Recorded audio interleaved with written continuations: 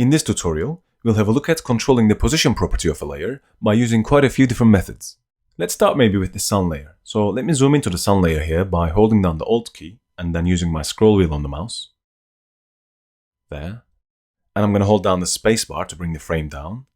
And then, in fact, let's go and solo the sun layer. So let's go to the sun layer here and then click on the solo switch. So that's all we're seeing now. So if you select the sun layer and then press the letter P to reveal position, as soon as you do that, you'll see that the position has two numbers. The first one is the X position and the second one is the Y position. X is the horizontal position and Y is the vertical position.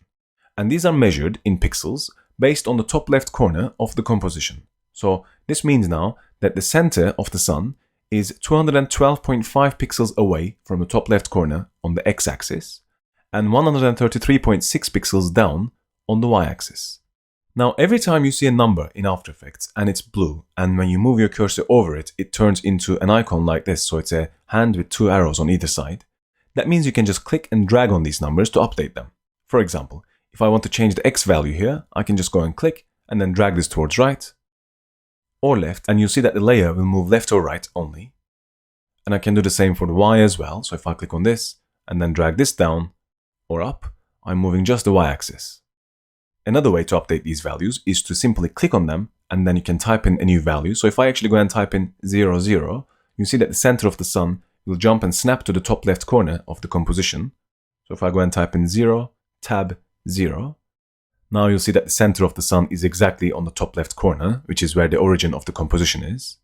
Another way to change these values is by simply using the selection tool. This is the first one here. V is the shortcut on the keyboard. You get the selection tool and then you can freely click and drag this object around. So if I click and drag this around, you see that this updates the two numbers that we saw a second ago. So this is a little bit more visual. So if I click and drag this around, you can see I can place this pretty much anywhere I like.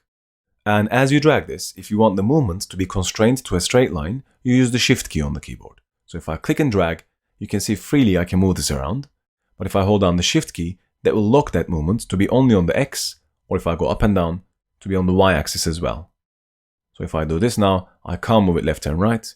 But if I go to the right a little more here, I can't now move this up and down. I can only move it left and right.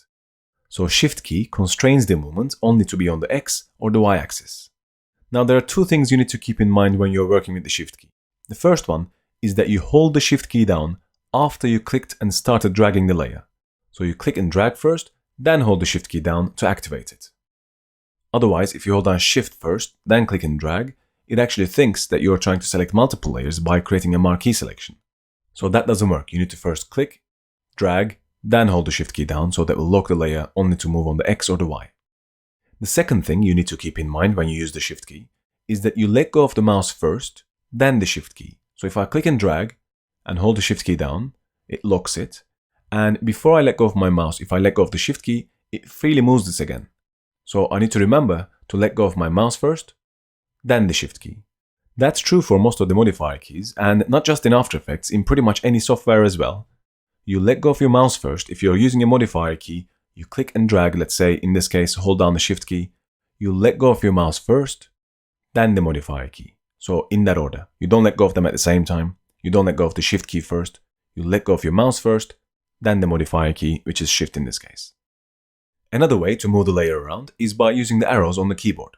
So if the layer is selected, and if I press the up, down, left or right arrows on the keyboard, you see every time I do this, the layer is moving up or down, left or right, by 1 pixel at a time.